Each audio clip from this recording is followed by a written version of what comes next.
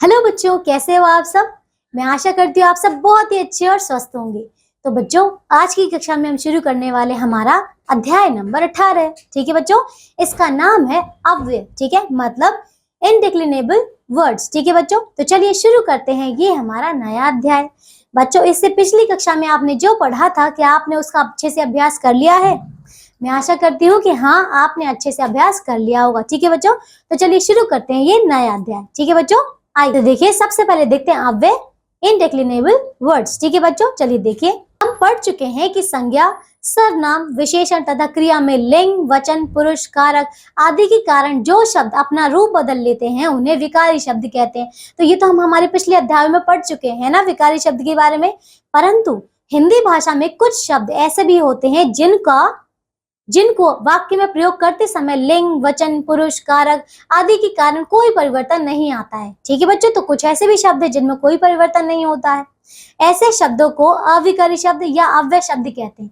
तो बच्चों, आपको समझ आया? सिर्फ और सिर्फ इतनी सी बात है कि ऐसे शब्द जिसमें लिंग, विशेषण किसी भी कारण से कोई भी परिवर्तन नहीं आता है, उसी को हम अव्यय कहते हैं। ठीक है, या फिर हम अविकारी शब्द भी कह सकते हैं। ठीक है बच्चों, चलिए आप कुछ उदाहरण देखते हैं, जैसे कि दिव्या यहाँ रहती है। ठीक है, दूसरा देखिए, रोहन किधर गया। ठीक है, तीसरा देखिए, शर्मा जी कहाँ रहते हैं। चौथा, जनक कब आएगा। ठीक है बच्चों, चलिए देखिए आप, तो उपयुक्त उदाहरणों में यहाँ, किधर, कहाँ तथा कब अव्यय है। ठीक है, क्योंकि लिंग, वचन, कारक के कारण उनके रूप में कोई परिवर्तन नहीं हुआ। ठीक है बच्चों, अब देखिए, प्रत्येक परिस्थिति में अपने मूल रूप में रहने के कारण इन्हें अविकारी शब्द या फिर अव्यय कहते हैं। ठीक है बच्चों, चलिए इसकी परिभाषा देखते, तो ये है, जिन शब्दों के रूप में कोई विकार या परिवर्तन उत्पन्न नहीं होता है उन्हें अव्यय शब्द कहते हैं। तो बच्चों देखिए कितना आसान सा इसका, चलिए बच्चों तो देखिए कितना आसान से इसकी परिभाषा है ना बच्चों। चलिए अब आगे देखते हैं, तो अव्यय के भेद करते हैं, मतलब काइंड्स ऑफ इनडिक्लिनेबल। ठीक है, चलिए देखिए, तो पहला है क्रिया विशेषण अव्यय। ठीक है, देखिए, जैसा कि आप पिछली कक्षाओं में पढ़ चुके हैं कि क्रियाओं की विशेषता बताने वाले शब्द क्रिया विशेषण कहलाते हैं ना, हम पढ़ चुके हैं पहले ही। इनमें से कुछ शब्द विशेषण शब्द ऐसे होते हैं जिनके रूप में किसी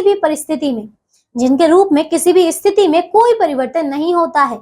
ऐसे ही क्रिया विशेषण शब्द क्रिया विशेषण अव्यय कहलाते हैं। ठीक है बच्चों, जैसे कि बालक जोर जोर से रोता है, तो देखिए इसमें ये जो जोर जोर से है, यहाँ पर जोर जोर से शब्द रोता है। ठीक है, क्या है? क्रिया की विशेषता बता रहा है, अतः ये क्रिया विशेषण अव्यय है। क्योंकि देखिए ये जो जोर जोर से है, ये क्या है? उसकी क्रिया की विशेषता बता रहा है। और दूसरा, ये जो जोर जोर से है, ये कभी बदलेगा भी नहीं, चाहे लड़की हो या लड़का हो, चाहे कुछ भी हो। ठीक है बच्चों, अब आगे देखो, तो क्रिया विशेषण अवयवों के भेद आइए देखें। क्रिया विशेषण अवयवों के निम्नलिखित 8 भेद होते हैं। ठीक है, तो इन सभी भेदों का संक्षिप्त परिचय इस प्रकार है। चलिए देखते हैं एक एक करके। देखिए, रीतिवाचक क्रिया विशेषण। ठीक है, तो देखिए, जिन क्रिया विशेषणों से किसी क्रिया के संपन्न होने की रीति मतलब विधि का पता चले, उसे रीतिवाचक क्रिया विशेषण कहते हैं। ठीक है, जैसे कि शीघ्र, जल्दी जल्दी, निरंतर, तेज, अचानक, सहसा, धीरे धीरे आदि। ठीक है, चलिए ख देखिए, कालवाचक क्रिया विशेषण। तो देखिए, जिन क्रिया विशेषणों से किसी क्रिया के होने का पता चले उन्हें कालवाचक विशेषण कहते हैं। ठीक है बच्चों, तो देखिए यहाँ पे क्या बोला गया है, जैसे कि सारा दिन, रात भर, आज, प्रातः, सायं, दोपहर, अभी, कल, परसों, दिन भर, सदैव आदि। तो आपने देखा कि इस वाले में क्या बताया गया है? समय का बताया गया है ना, क्रिया के होने का समय बताया गया है। चलिए बच्चों आगे देखते हैं ग, कारणवाचक क्रिया विशेषण। देखिए, जिन क्रिया विशेषणों से किसी क्रिया के होने के कारणों का पता चले, उन्हें कारणवाचक क्रिया विशेषण कहते हैं। ठीक है, देखिए, जैसे कि के उद्देश्य से, के मारे, इसलिए, के कारण, के डर से इत्यादि। ये सारे शब्द हैं जो कि आपके कारणवाचक विशेषण में प्रयोग किए जाते हैं। ठीक है बच्चों, आगे देखिए अब घ, स्थानवाचक क्रिया विशेषण। देखिए, तो जिन क्रिया विशेषणों से किसी क्रिया के होने के स्थान का पता चले, उन्हें स्थानवाचक क्रिया विशेषण कहते हैं। जैसे कि देखिए, यहाँ, वहां, अंदर, बाहर, आगे, पीछे, सामने, इधर उधर, ऊपर नीचे, दूर, दाएं बाएं। ठीक है बच्चों, आदि। आगे देखिए अड़ा, निषेधवाचक क्रिया विशेषण। तो देखिए, जिन क्रिया विशेषणों से किसी क्रिया के करने अथवा होने के निषेध का पता चले, उन्हें निषेधवाचक क्रिया विशेषण कहते हैं। ठीक है बच्चों, देखिए, जैसे कि मत, न, नहीं, ना। ठीक है, देखिए च परिमाणवाचक क्रिया विशेषण। ठीक है बच्चों, चलिए देखिए, तो जिन क्रिया विशेषणों से किसी क्रिया के परिमाण मतलब मात्रा का पता चले उन्हें परिमाणवाचक क्रिया विशेषण कहते हैं। जैसे कि देखिए क्या है, तनिक, जरा सा, मात्र, कम, अधिक, थोड़ा, बिल्कुल, इतना, जितना इत्यादि। तो बच्चों आपको समझ आया कि इसमें आपको मात्रा पता चल रही है। ठीक है, आइए अगला देखें, छ निश्चयवाचक क्रिया विशेषण। देखिए, जिन क्रिया विशेषणों से किसी क्रिया के करने अथवा न करने की निश्चितता का संबंध में पता चलता है उन्हें, अर्थात उसके होने का या करने के विषय में उत्पन्न शंकाओं और संदेह, इसको दोबारा कर रही हूँ। ठीक है, तो देखिए इसको क्या है, ये जिन क्रिया विशेषणों से किसी क्रिया के करने अथवा न करने की निश्चितता के संबंध में पता चले, अर्थात उसके होने या करने के विषय में उत्पन्न शंकाओं और संदेहों का निवारण हो, उन्हें निश्चयवाचक क्रिया विशेषण कहते हैं। ठीक है, देखिए जैसे कि कुछ उदाहरण है, निसंदेह, निसंकोच, निश्चय ही, अवश्य, जरूर इत्यादि। ठीक है बच्चों, अब देखिए ज अनिश्चयवाचक क्रिया विशेषण। तो देखिए, जिन क्रिया विशेषणों से किसी क्रिया के करने अथवा होने के विषय में अनिश्चितता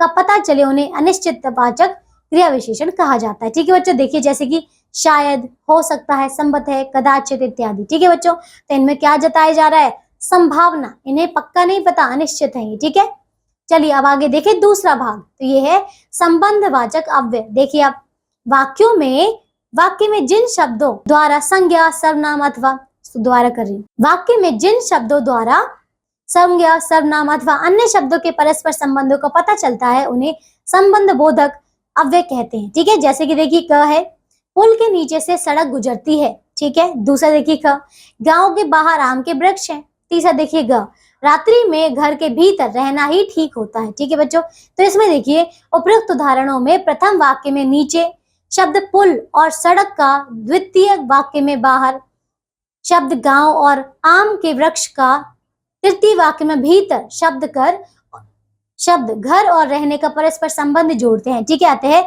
संबंध बोधक अव्यय कहलाते हैं। तो बच्चों आपने तीनों इन वाक्यों में देखा कि यहाँ पे कुछ ना कुछ संबंध है ना बच्चों, तो यही है आपका संबंध बोधक। चलिए बच्चों यही है आपका संबंध वाचक। ठीक है, चलिए आगे देखें। इसी प्रकार साथ, रहित, दाएं बाएं, रहित, बाद, बिना, पहले, समेत, पर्यंत, निकट, ऊपर, नीचे, बाहर, भीतर, दूर, आगे, पीछे, विरुद्ध आदि शब्द संबंध बोधक अव्यय हैं। ठीक है बच्चों, संबंध बोधक अव्ययों के साथ प्राय संबंध कारक के विभक्ति चिन्ह जैसे कि का, की, के, रा, री, रे आदि आते हैं। अनेक स्थानों पर इनका लोप भी दृष्टिगत होता है, तो मतलब कहीं कहीं पर ये गायब भी हो जाते हैं। ठीक है, चलिए बच्चों अब देखिए तीसरा, समुच्चय बोधक अथवा योजक अव्यय। ठीक है बच्चों, देखिए तो वाक्य में जो शब्द दो पदों मतलब वाक्यांशों अथवा दो वाक्यों को परस्पर जोड़ते उन्हें समुच्चय बोधक अथवा योजक अव्यय कहते हैं। ठीक है बच्चों, जैसे कि देखिए क है, राम और कृष्ण दोनों को विष्णु का अवतार माना जाता है। ठीक है, ख देखिए, बादल जो खूब आए किंतु वर्षा नहीं हुई। ठीक है, अब देखिए ग, जॉन अथवा परमजीत में से किसी एक को जाना होगा। ठीक है, आगे देखिए, तो समुच्चय बोधक अव्ययों के निम्नलिखित 3 भेद होते हैं। ठीक है, चलिए देखिए कौन कौन से भेद होते हैं। क है विभाजक समुच्चय बोधक अव्यय। तो देखिए क्या है, दो वाक्यों अथवा वाक्यांशों की विभिन्नता प्रकट करने और शब्दों को समुच्चय बोधक अव्यय कहते हैं। तो बच्चों आपको समझ आया क्या बोला गया इसमें, कि दो शब्दों अथवा वाक्यांशों की विभिन्नता प्रकट करने वाले शब्दों को कहते हैं हम समुच्चय बोधक। ठीक है, चलिए कुछ उदाहरण देखते हैं, जैसे कि परंतु, अतः, अतएव, मगर, लेकिन, किंतु, अगर, यद्यपि, तथापि, क्योंकि इत्यादि। ठीक है, ये क्या है, विभिन्नता बता रहे हैं। ठीक है, ख देखिए आप, संयोजक समुच्चय बोधक अव्यय। तो देखिए दो शब्दों, दो वाक्यों, पदों अथवा शब्दों को जोड़ने वाले शब्द को संयोजक समुच्चय बोधक कहते हैं। ठीक है, अव्यय कहते हैं। तो देखिए बच्चों, जैसे कि तथा, और, एवं, जो कि आदि। ठीक है, अब देखिए ग, तीसरा, विकल्प सूचक समुच्चय बोधक अव्यय। ठीक है, देखिए वाक्यों में किसी वस्तु के विकल्प को बताने वाले शब्दों को विकल्प सूचक समुच्चय बोधक अव्यय कहते हैं। जैसे कि देखिए नहीं तो, या तो, वरना, अथवा इत्यादि। ठीक है, अब देखिए चौथा भाग, ये है विस्मयादि बोधक अव्यय। ठीक है, देखिए तो वाक्य में जिन शब्दों से संबोधन, आश्चर्य, घृणा, दुख, क्रोध, लज्जा, हर्ष, विषाद, भय, आशीर्वाद इत्यादि भावों को ज्ञान होता है, उन्हें विस्मयादि बोधक अव्यय कहते हैं। ठीक है, जैसे कि देखिए, शाबाश तुम जीत गए। ठीक है, आगे देखिए आप, हे, ओ, अरे, ओ, अच्छा, छी छी, हाय, ओहो, शाबाश, हा हा, वाह, काश, उफ इत्यादि, ये सभी क्या है, विस्मयादि बोधक अव्यय हैं। ठीक है बच्चों, इन सभी शब्दों के बाद में प्राय विस्मयादि बोधक चिन्ह, आप देख सकते हैं ये चिन्ह इस प्रकार है, लगाया जाता है। ठीक है बच्चों, चलिए, तो बच्चों ये अध्याय हमारा पूरा हो चुका है, इसमें हमने काफी कुछ नया सीखा है ना बच्चों। चलिए अब हम बच्चों करते हैं इस पाठ के अभ्यास के प्रश्नोत्तर। ठीक है बच्चों, तो देखते हैं कि हमने इस पाठ से क्या क्या सीखा। आइए बच्चों, आओ कुछ बताएं। देखिए पहला प्रश्न क्या है, निम्नलिखित प्रश्नों के उत्तर दीजिए। तो देखिए, क्रिया विशेषण के 2 उदाहरण बताइए। ठीक है बच्चों, बताइए क्रिया विशेषण के उदाहरण। देखिए बच्चों, तो इसका उदाहरण होगा जैसे कि वह बच्चा जोर जोर से रोता है। तो रोता है ये क्रिया है, जोर जोर से रोता है ये क्या है, उसकी विशेषता है, किसकी, क्रिया की। एक और कर लेते हैं, जैसे कि शीला आराम आराम से नृत्य करती है। ठीक है, तो नृत्य करती है ये क्या है, उसका क्रिया है, लेकिन आराम आराम से करती है ये क्या है, आपकी क्रिया विशेषण। ठीक है, आइए अब करते हैं दूसरा। आओ कुछ करें। पहला प्रश्न देखिए, सही विकल्प पर सही का चिन्ह लगाइए। तो देखिए, जिन शब्दों के रूप में कोई विकार या परिवर्तन उत्पन्न नहीं होता उन्हें कहते हैं, क्या कहते हैं बताइए, अविकारी शब्द। ठीक है, ख देखिए, वाक्य में जिन शब्दों द्वारा संज्ञा, सर्वनाम अथवा अन्य शब्दों के परस्पर संबंधों का पता चलता है उन्हें क्या कहते हैं बताइए, संबंध बोधक। ठीक है, अब देखिए दूसरा, रिक्त स्थानों की पूर्ति कीजिए। चलिए बताइए, क जो शब्द लिंग, वचन, कारक के कारण अपना रूप नहीं बदलते उन्हें अविकारी शब्द कहते हैं। ठीक है, ख देखिए, संज्ञा, सर्वनाम, विशेषण और डैश विकारी शब्द हैं, क्या बताइए, क्रिया। ठीक है, चलिए बच्चों आप देखते हैं तीसरा। चलिए बच्चों तीसरा प्रश्न करते हैं। तो ये है, निम्नलिखित प्रश्नों के उत्तर दीजिए। चलिए देखिए, अविकारी शब्दों से आप क्या समझते हैं, उदाहरण देकर समझाइए। तो अविकारी शब्द क्या होते हैं, ऐसे शब्द जिनमें लिंग, क्रिया या फिर वचन या फिर आप कह सकते हैं विशेषण, इन सभी की वजह से कोई भी परिवर्तन नहीं होता है, उसे हम अविकारी शब्द कहते हैं। ठीक है, जैसे कि एक क्या था हमारा संज्ञा, दूसरा क्या था हमारा क्रिया। ठीक है, अब देखिए क्या है, ख। तो अविकारी शब्दों में के भेद लिखिए। ठीक है, आइए मैं आपको दिखाती हूँ अविकारी शब्दों के भेद। तो देखिए बच्चों कहाँ पे, यहाँ देखिए, अब देखिए भेद, देखिए क्या क्या होते हैं यहाँ पे। पहला है क्रिया विशेषण अव्यय। ठीक है, इसके देखिए कितने भेद है यहाँ पे, ये अलग से इसके 3 भेद है देखिए, और दूसरा है आपका संबंधवाचक अव्यय। ठीक है बच्चों, और तीसरा है आपका समुच्चय बोधक अथवा योजक अव्यय। ठीक है बच्चों, तो ये 3 भेद हैं इसके। आइए बच्चों अब आगे देखें, ख देखिए, अविकारी शब्दों के भेद लिखिए। तो अविकारी शब्दों के भेद बताने थे। ठीक है, ये वाला हो गया। ठीक है, अच्छा चलिए बच्चों ग करते हैं। क्रिया विशेषण से क्या तात्पर्य है, उदाहरण द्वारा स्पष्ट कीजिए। तो क्रिया विशेषण क्या होते हैं, ऐसे शब्द जो किसी भी क्रिया की विशेषता बताते हैं उन्हें हम कहते हैं क्रिया विशेषण। जैसे कि क्या है, वह बच्चा जोर जोर से रोता है। तो रोता है क्रिया है, लेकिन जोर जोर से रोता है क्या है, ये आपकी क्रिया विशेषण है। ठीक है, अब घ देखिए, विस्मयादि बोधक अव्यय किसे कहते हैं, तो कौन से कहते हैं बताइए। देखिए ऐसे अव्यय मतलब ऐसे वाक्य या ऐसे शब्द जिनमें आपको विस्मय हो, विस्मय मतलब जैसे आप चौंक जाए, है ना।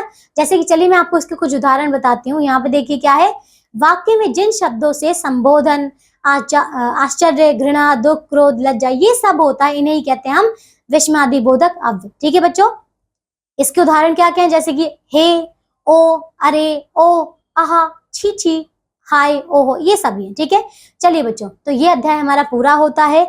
मैं आशा करती हूँ आप सभी ने मुझे बहुत अच्छे से सुना होगा, समझा होगा, है ना बच्चों। अब हम मिलेंगे एक नई कक्षा में ऐसे ही नए अध्याय के साथ। तब तक के लिए आप सब अपना ध्यान रखिए और स्वस्थ रहिए। बाय।